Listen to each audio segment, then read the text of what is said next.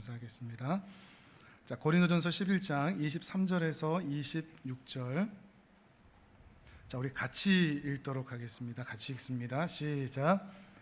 내가 너희에게 전하는 것은 주께 받은 것이니 곧 주 예수께서 잡히시던 밤에 떡을 가지사 축사하시고 떼어 이르시되 이것은 너희를 위하는 내 몸이니 이것을 행하여 나를 기념하라 하시고 후에 또한 그와 같이 잔을 맞으시고 이르시되 이 잔은 내 피로 세운 새 언약이니 이것을 행하여 마실 때마다 나를 기념하라 하셨으니 너희가 이 떡을 먹으며 이 잔을 마실 때마다 주의 죽으심을 그가 오실 때까지 전하는 것이니라.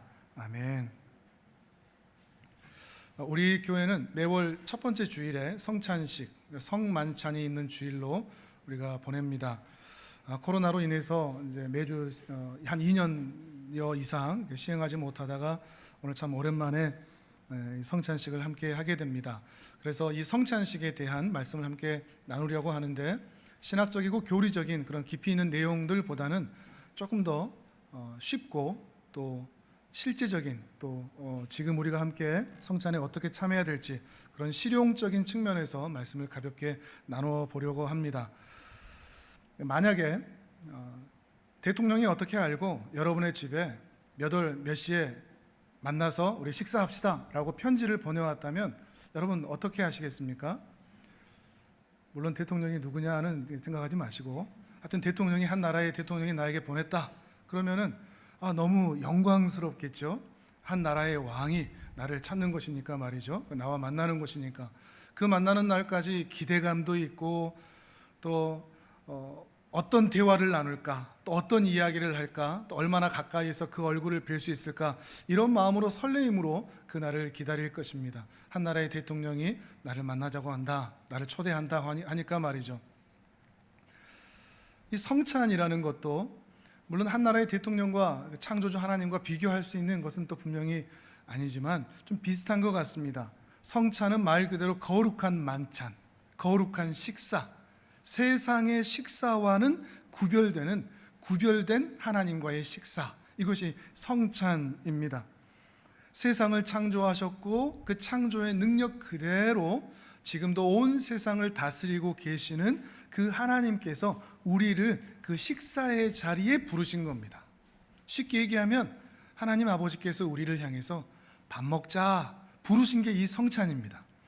우리는 성찬 그러면 예배 중간에 있는 딱딱하고 경직된 하나의 순서처럼 생각하고 조금 무겁게 받아들이는 경향도 있는데 성찬은 그렇지 않습니다. 초대교회 때도 그렇게 하지 않았습니다. 정말 하나님께서 나를 부르시는, 그래서 밥 먹자 이렇게 부르시는 것 같은 그런 마음으로 참여하는 것이 바로 이 성찬입니다. 성찬에 왜 부르실까요? 밥 먹자고 왜 부르실까요? 혼내려고 부르시는 거 아니겠죠? 잔소리하려고 부르시는 거 아니겠죠? 교제하자고, 눈과 눈을 마주치자고, 얼굴을 가까이서 보자고. 실제로 우리의 저녁의 식탁도 그렇지 않습니까? 가족이 함께 모여서 식사하는 시간은 참 평안하죠. 그리고 부모님이 정성껏 준비해준 그 음식을 먹으면서 다시 내일을 살아갈 힘과 에너지를 얻는 시간이 바로 이 식탁입니다. 예수님께서 그렇게 하셨습니다. 그것도 십자가에 달려 죽으시기 전날 밤, 그 긴박한 순간에 우리는 다음날 뭐가 있다 그러면 있던 약속도 없애고 식사의 자리 이런 것도 안 할 텐데 다음날 있을 그 긴박한 일들, 예수님에게 닥칠 그 일들은 생각지도 않으시는지 이 제자들을 다 불러 모으시는 겁니다. 밥 먹자 부르시는 것입니다. 제자들은 이 예수님의 십자가의 의미, 다음날 예수님에게 어떤 일이 있을까 짐작조차도 하지 못하고 십자가의 의미, 고난의 의미, 그 죽음의 의미를 생각지도 못하고 있는데도 불구하고 오히려 누가 크냐, 누가 예수님과 친하냐 가깝냐, 누가 더 높은 자리에 올라가야 되느냐, 이것 가지고만 싸움하고 있는데 그러한 영적 정서적인 제자들의 상황과는 아랑곳하지 않으시고 그 못난 모습, 그 실패자의 모습에도 아랑곳하지 않으시고 밥 먹자라고 부르신 것입니다. 그것이 성찬의 시작이 되는 것이죠. 그러면서 제자들에게 이런 말씀을 하십니다. 다시 오늘 본문을 한번 읽어보실까요? 자, 24절에서 26절, 오늘은 화면을 다 보시면서 읽으셔도 됩니다. 24절에서 26절 같이 읽어보겠습니다. 시작. 축사하시고 떼어 이르시되 이것은 너희를 위하는 내 몸이니 이것을 행하여 나를 기념하라 하시고, 식후에 또한 그와 같이 잔을 가지시고 이르시되 이 잔은 내 피로 세운 새 언약이니 이것을 행하여 마실 때마다 나를 기념하라 하셨으니 너희가 이 떡을 먹으며 이 잔을 마실 때마다 주의 죽으심을 그가 오실 때까지 전하는 것이니라. 아멘. 간략하게 압축하면 그렇습니다. 제자들아, 너희들 있잖아, 이 날을 기억해줘. 이 십자가 달리기 이 전날 밤, 이 시간을 기억해줘. 내가 너희를 위하여 찢길 내 몸을 상징하는 이 떡, 내가 너희를 위하여 흘릴 그 피를 상징하는 이 포도주, 이걸 보면서 그 십자가의 그것을 기억해줘 라고 부탁하신 것입니다. 단순히 예수님을 생각해라, 내가 죽어도 있잖아, 내 이름 잊어버리면 안 돼, 이런 식이 아닙니다. 예수를 기억해라가 아닙니다.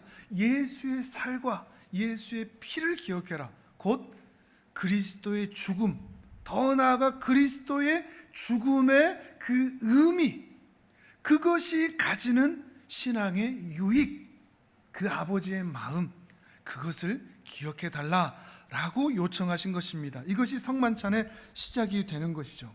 근데 독특한 것이 있습니다. 밥 먹자라고 부르셨는데 그 식탁에 메인 요리가 뭡니까? 떡과 포도주죠, 겉으로 보기에는. 근데 그것이 뭘 상징한다고요?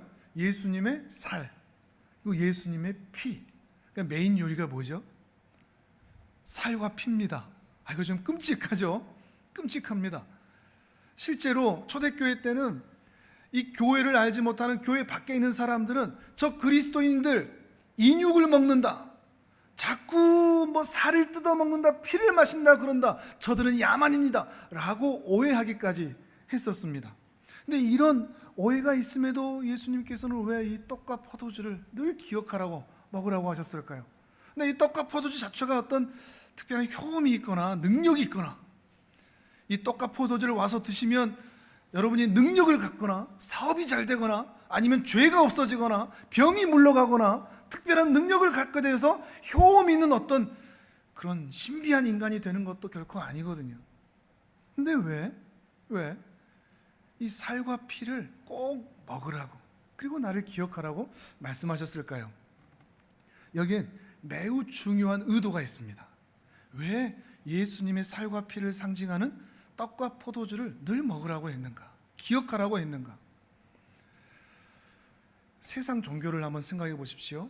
다른 신들에게 나아갈 때는 그 숭배자들이 뭔가를 가지고 가게 됩니다. 신에게 뭔가를 바치는 거죠. 헌물을 바치든 재산을 바치든 자식을 바치든 뭔가를 하든 바치는 거죠. 근데 하나님께서는 당신의 식탁에 나아오는데 너희의 살과 피 가져와 하지 않으셨습니다. 내 살과 피를 너희가 먹어 라고 가르치신 것이죠. 예수님 자신을 내놓으신 겁니다.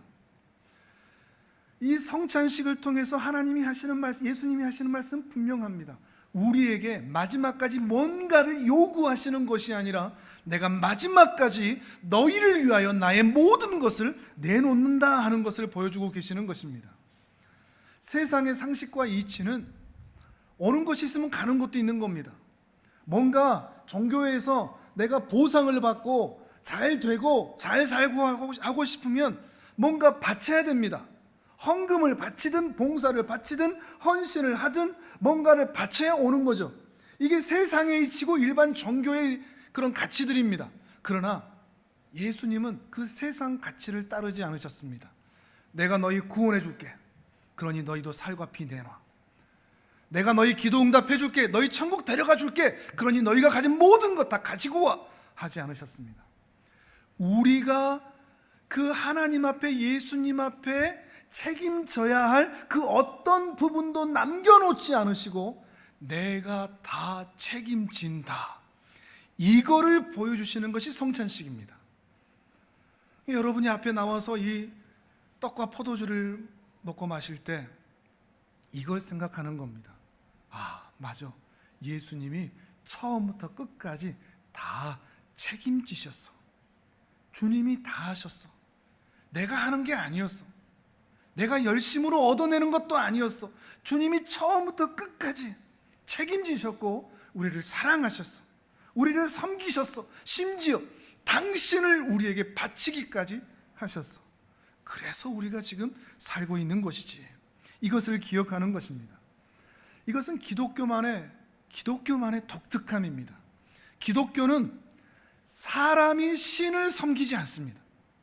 기독교는 신이 못난 인간을 섬기는 종교입니다. 신이 그 죄인된 인간을 위해서 목숨을 바치는 종교입니다. 이게 기독교입니다. 우리는 그 성찬에서 이것을 확인하는 것이죠.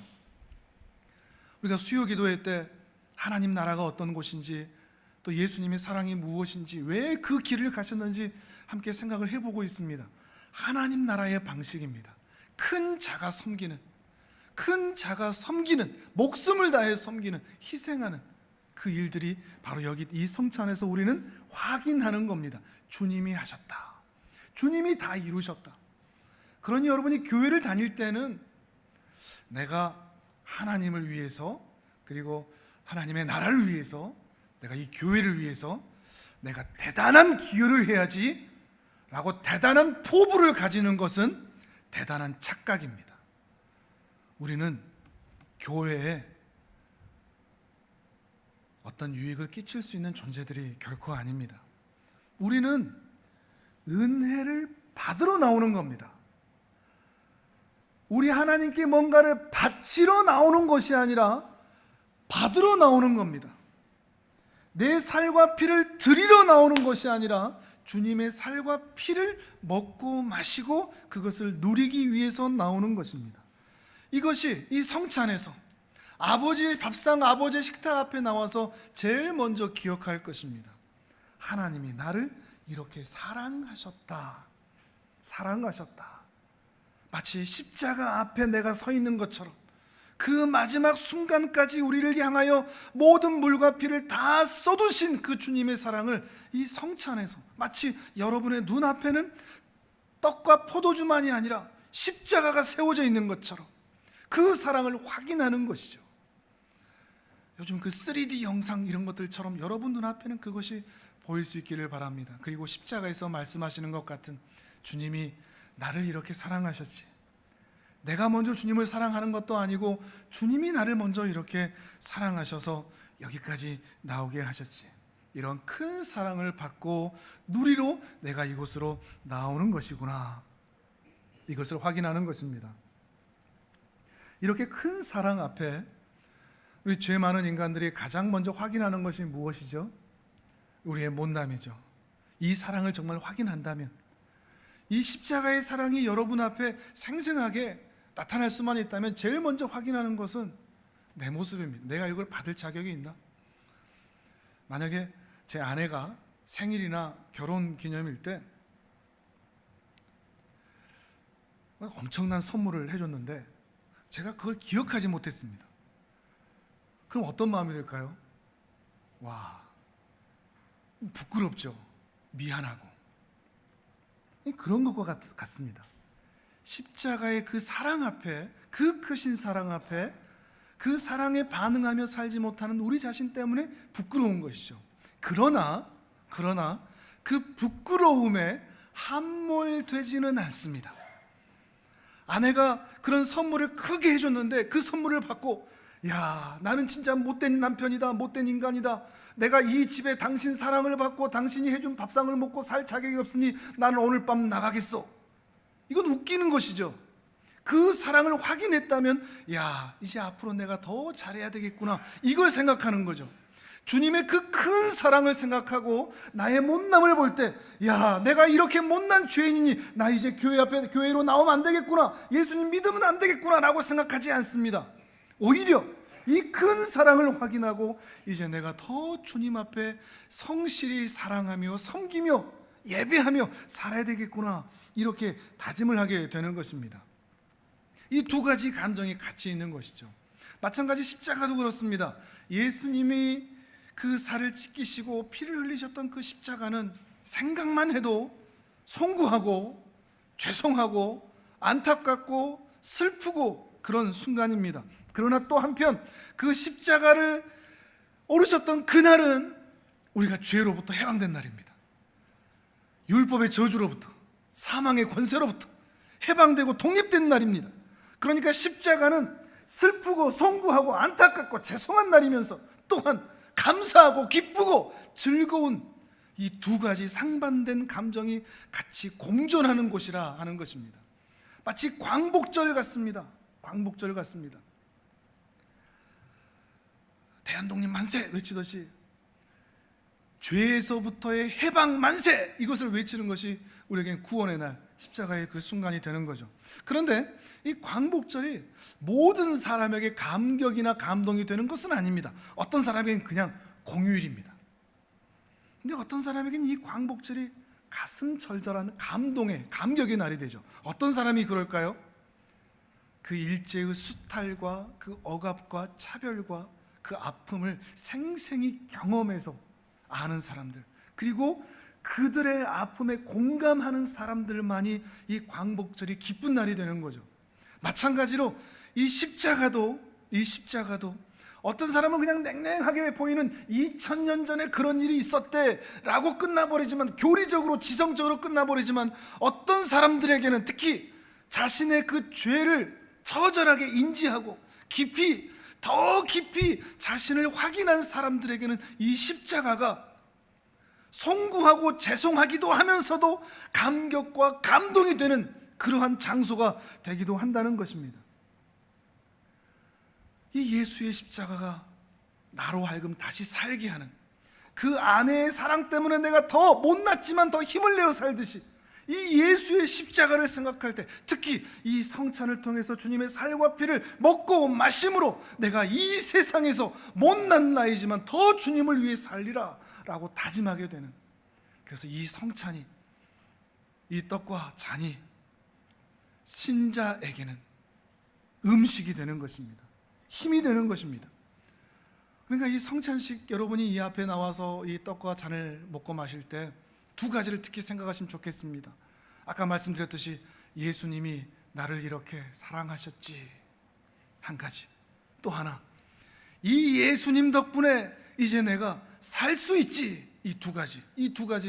오늘 설교 내용 다 기억 못하셔도 됩니다. 근데 이 두 가지만 기억하십시오. 저를 따라서 한번 해보시겠습니까?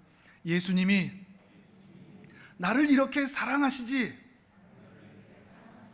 예수님 덕분에 내가 살 수 있지. 이 두 가지를 여러분 마음속에 깊이 새기실 수 있기를 바랍니다.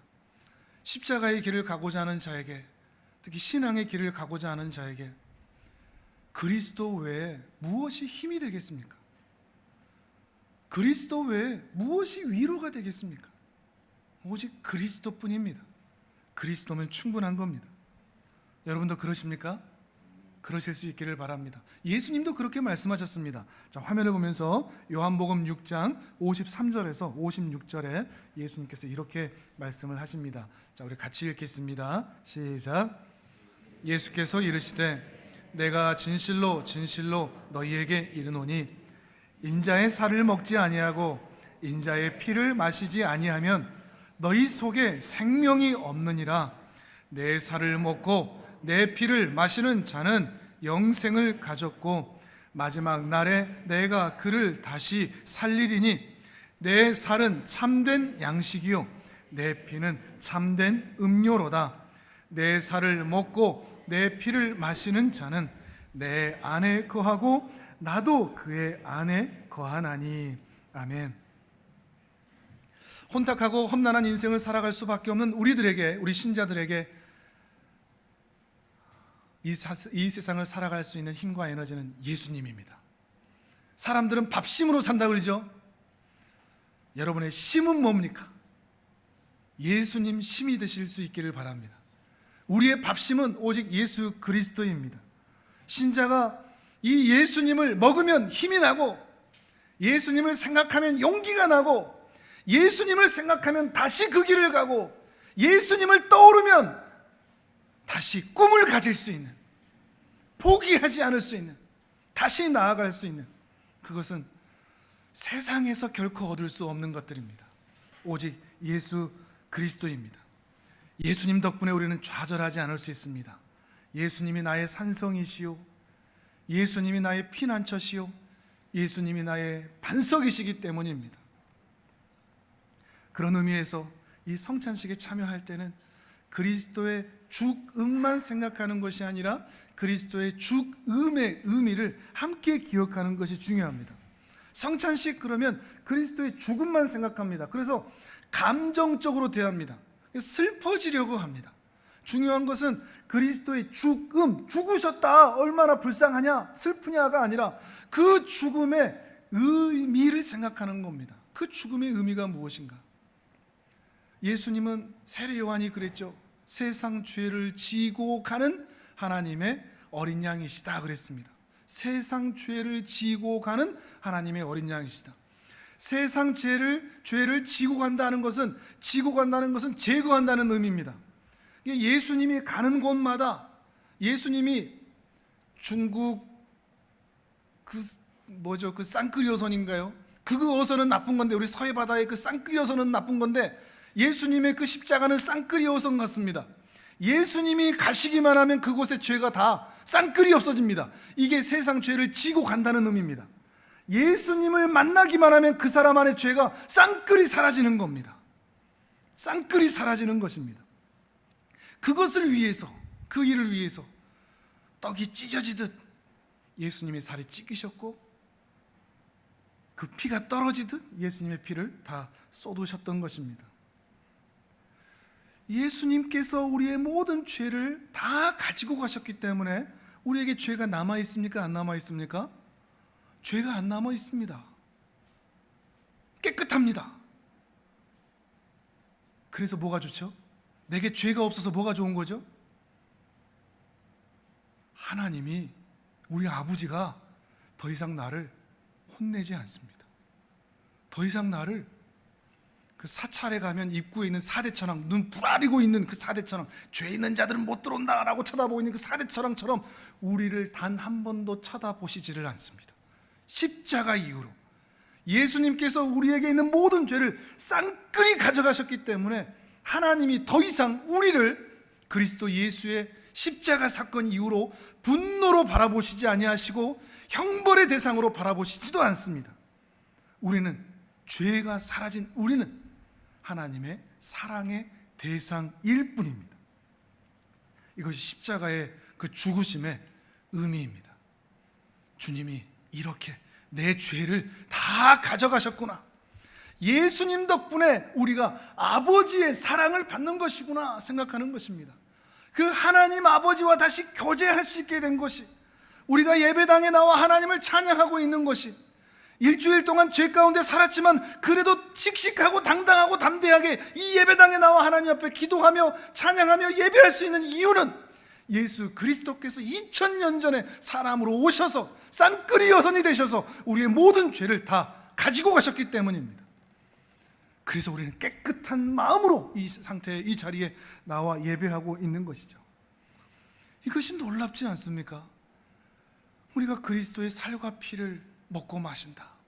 2000년 전에 있었던 그 한 번의 사건으로 끝나지 않고 우리가 이 떡과 잔을 먹고 마시면서 그 은혜가 내 안으로 들어온다.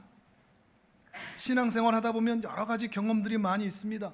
때로는 기도 응답을 받는 경험, 또 지적인 깨달음을 얻는 경험, 또 뜨거운 감동을 하는 경험들이 있는데, 그 어떤 경험보다도 그리스도의 살과 피가 내 안으로 흘러 들어온다, 영적인 임재를 경험한다.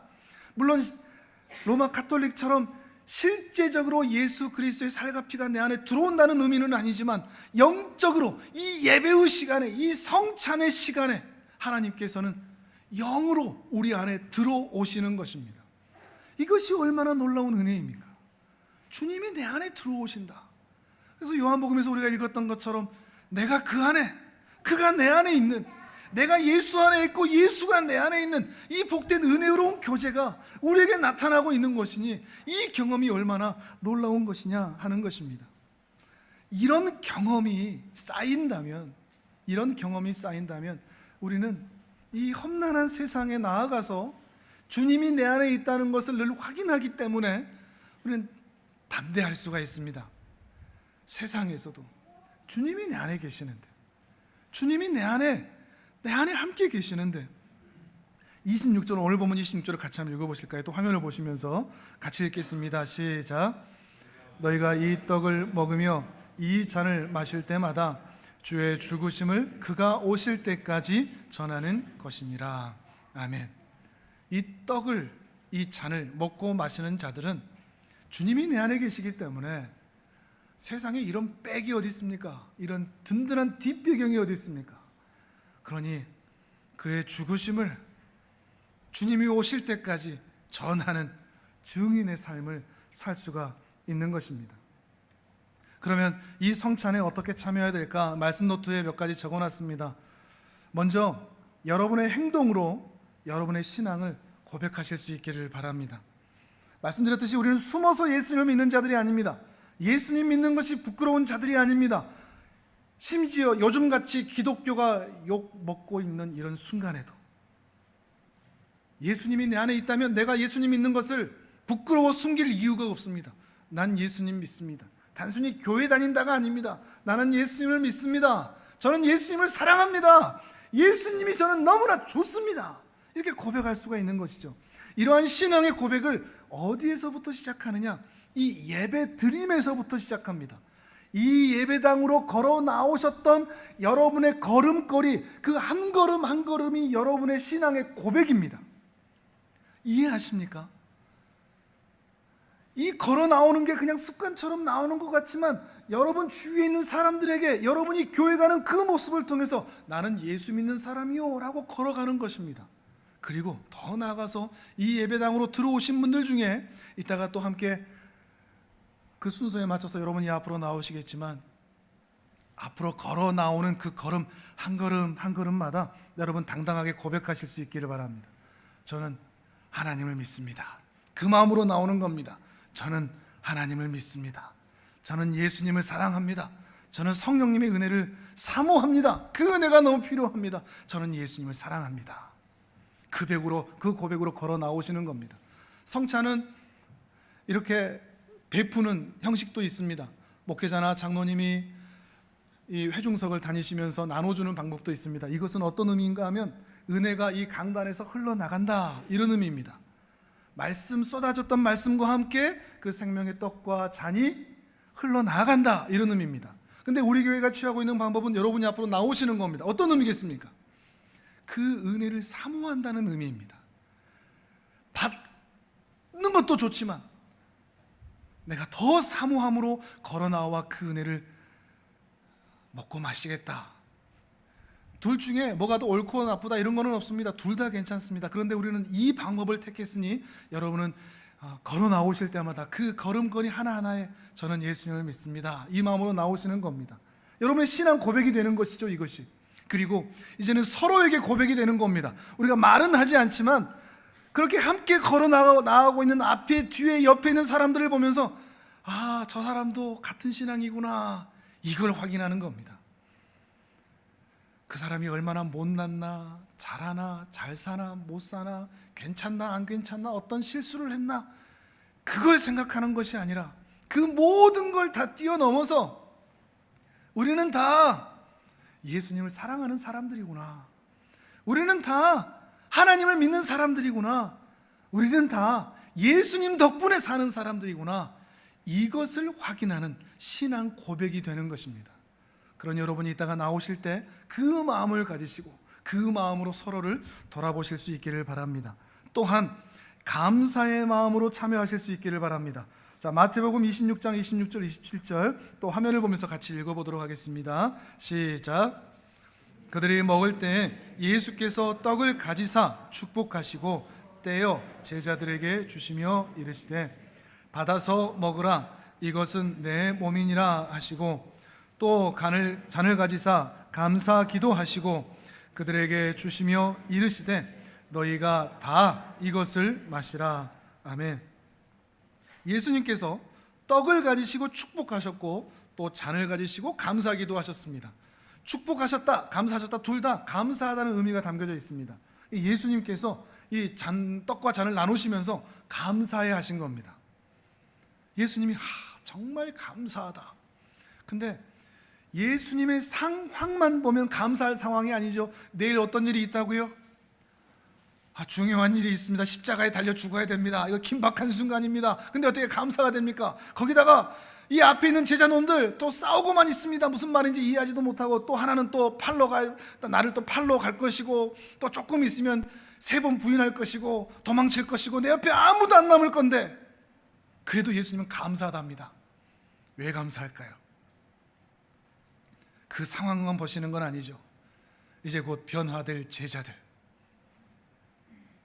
온 세상을 만드시고 보시기에 심히 좋았다 한 그 마음 그대로 그 제자들을 보시면서 심히 기뻐하고 계시는 우리 하나님의 마음, 그리고 그들을 통해서 그들의 헌신과 증인의 삶과 순교를 통해서 탄생하게 될 신약의 교회들, 그리고 무수한 신약의 백성들, 그리고 장차 오늘에 이르기까지 탄생하게 될, 만들어지게 될 하나님의 자녀들, 그들을 그 성만찬 첫 자리에서 예수님은 다 한눈에 보고 계시는 겁니다.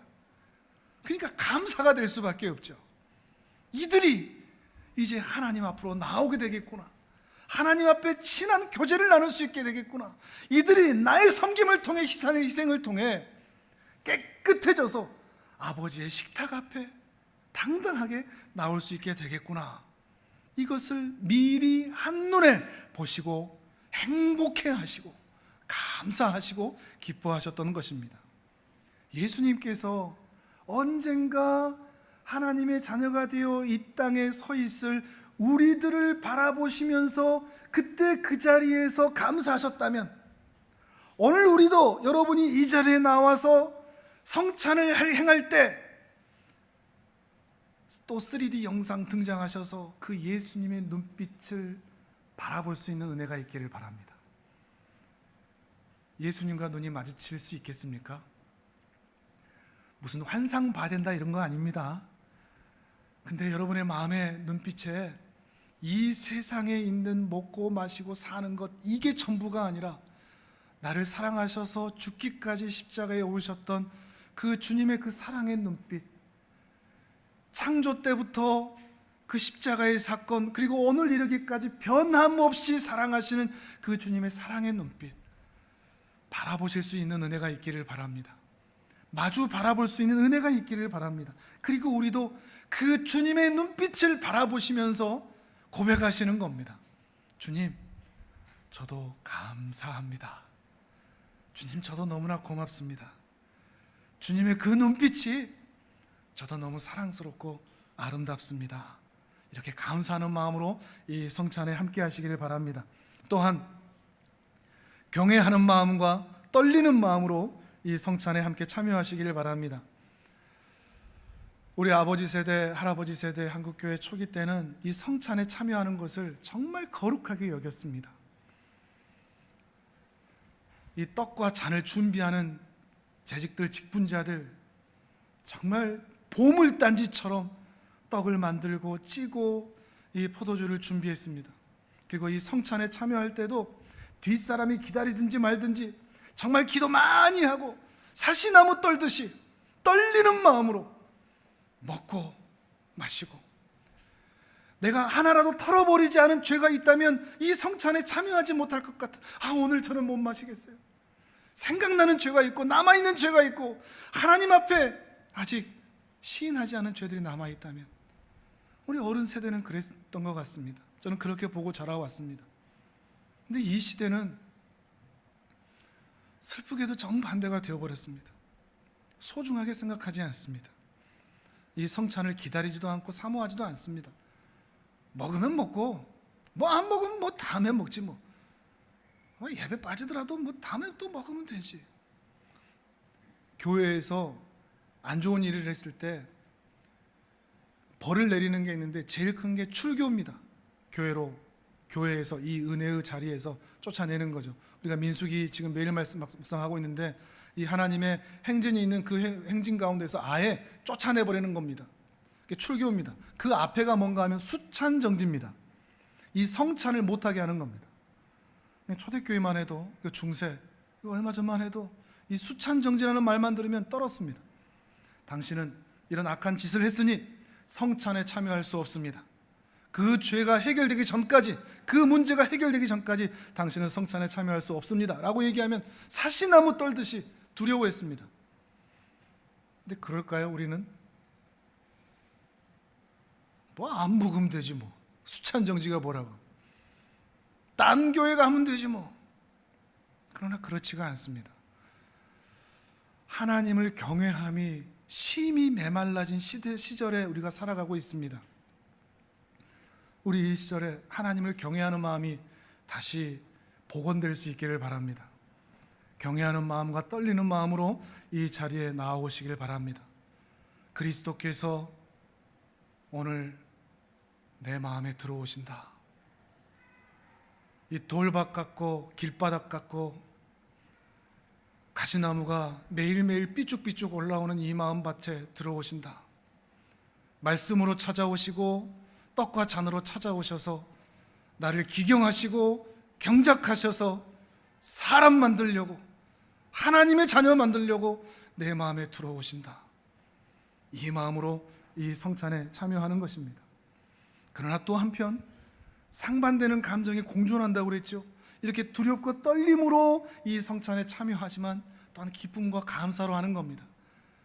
홀가분하게 내 죄가 다 사라졌다, 나 죄 없다, 내 모든 과거의 죄, 오늘 현재의 죄, 그리고 장차 내가 지을 어마어마한 그 죄들까지도 주님께서 다 씻으셨다.